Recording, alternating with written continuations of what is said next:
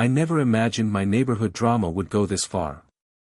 The homeowners association actually sent fake cops to my doorstep, claiming they were there to arrest me. But here's the kicker, they had no idea I was a federal agent. The second I revealed who I really was, their entire little scheme began to unravel. But let's rewind to where it all began. I live in what looks like the perfect suburban community. Manicured lawns, white fences, kids riding around on their bikes, and neighbors waving as you drive past.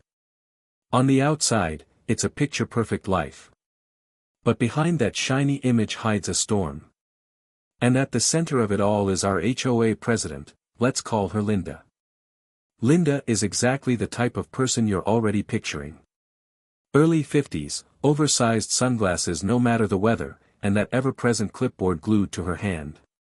She's the kind of person who doesn't just enforce rules, she lives for them. The type who will take out a measuring tape to check your grass length, or file a complaint if your trash can is left out 5 minutes longer than allowed. For the longest time, I tried to stay under her radar.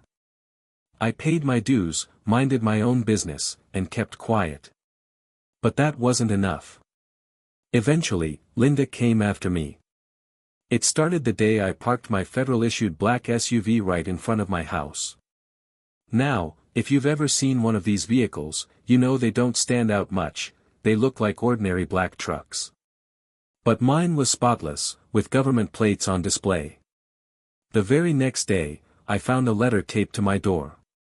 It read, "Government-style vehicles are not permitted to park on these streets. This is a private community. Move it within 24 hours, or face fines."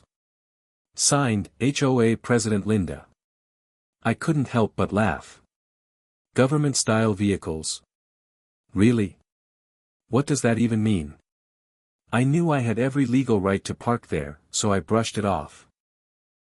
But the following morning, things escalated. I stepped outside on my way to work, only to see Linda herself storming across the street, heading straight for me. "Excuse me." Linda barked as she stepped right in front of me, blocking my way. Her sunglasses slid down her nose as she glared. "That vehicle is not allowed here." I raised an eyebrow. "Not allowed? That's my car, ma'am. Registered, insured, and parked in front of my own house." She crossed her arms and puffed out her chest like she was about to hand out a ticket herself. "This is a private neighborhood. No police cars, no federal vans. It makes the place look like some crime scene." I couldn't help but smirk. Well, maybe that's not such a bad thing. Criminals might think twice before coming around. Her lips tightened into a thin line. That answer lit a fire in her eyes. She jabbed her finger at me. "You've got 24 hours. If you don't move it, I'll bring in the authorities." At the time, I thought she meant the real police. But oh no, Linda had something else in mind. 2 mornings later, the situation went from annoying to absolutely bizarre. I was enjoying a quiet Saturday on my porch, sipping coffee and soaking in the calm, when a white sedan rolled to a stop right in front of my house. Out stepped 2 men in dark uniforms. At first glance, they looked official, but something was off. One of them barked, "Sir, step away from the vehicle. You're under HOA arrest for violation of Community Code 47B." I nearly spit out my coffee. HOA arrest? Was that even a thing? And then, right on cue, here came Linda, strutting up behind them with the biggest grin plastered across her face. "Yes, officers. That's him. He refuses to follow our rules." I set my mug down and walked slowly down the steps, my eyes locked on these so-called officers. The closer I got, the faker they looked. Their badges were shiny plastic, their handcuffs looked like toys from a discount store, and across their chests were the words, "HOA Security Enforcement." It hit me, Linda had actually hired fake cops. One of the men barked again, "Move the vehicle now, or we'll have to impound it." I crossed my arms, standing my ground. "You sure about that?" Linda sneered, her voice dripping with confidence. Don't test them. They have real authority. And that's when it struck me, she wasn't bluffing. She actually believed this nonsense. I decided to play along for a moment, just to see how far Linda's little charade would go. Oh no, I said, raising my hands in mock panic. HOA police. Am I under arrest? Linda's face lit up like she just won the lottery. Yes, she snapped. Finally, someone's putting you in your place. One of the fake officers whipped out a small notepad and started scribbling furiously. A second later, he tore out a slip of paper and shoved it into my hand. The ticket read: Community violation fine, $10,000. Failure to comply may result in imprisonment. I stared at it for a second before bursting into laughter. Imprisonment? In what, your community jail? Linda's face turned scarlet. Her voice cracked as she shrieked, this isn't a joke. These officers have the power to detain you. Just then, the situation got even stranger. My neighbor, Tom, beer in hand at 10 in the morning, stepped out onto his porch, squinting at the scene. What in the world is going on out here? He asked.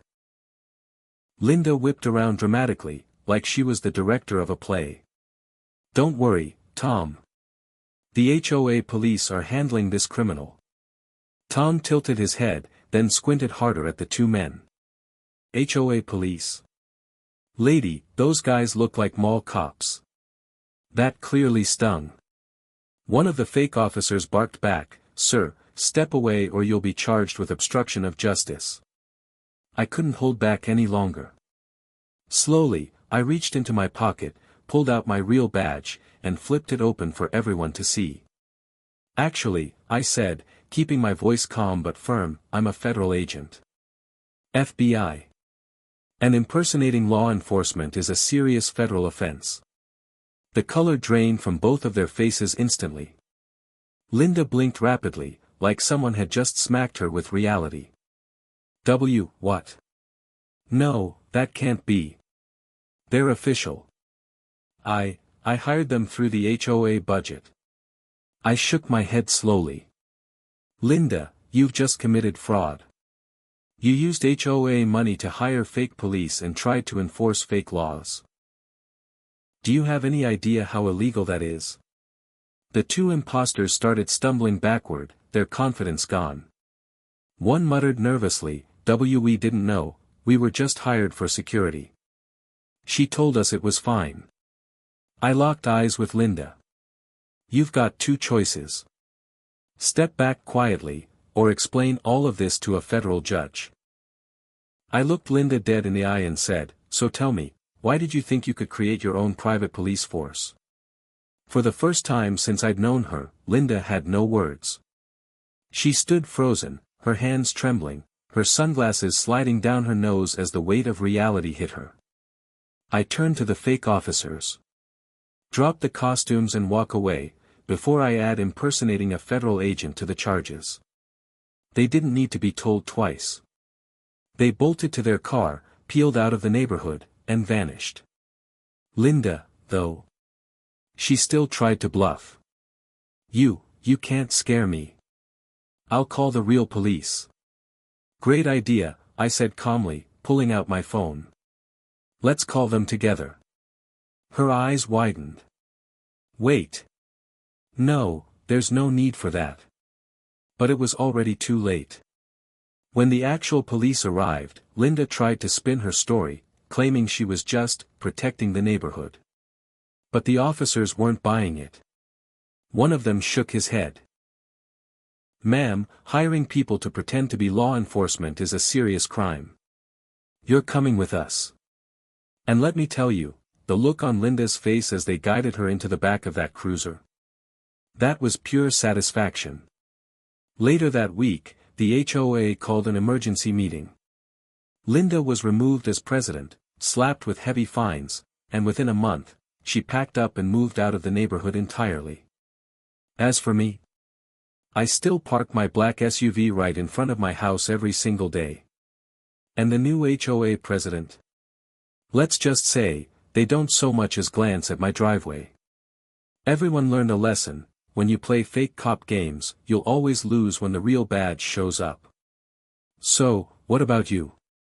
If your HOA tried something this outrageous, how would you handle it? Drop your stories in the comments, I read every single one.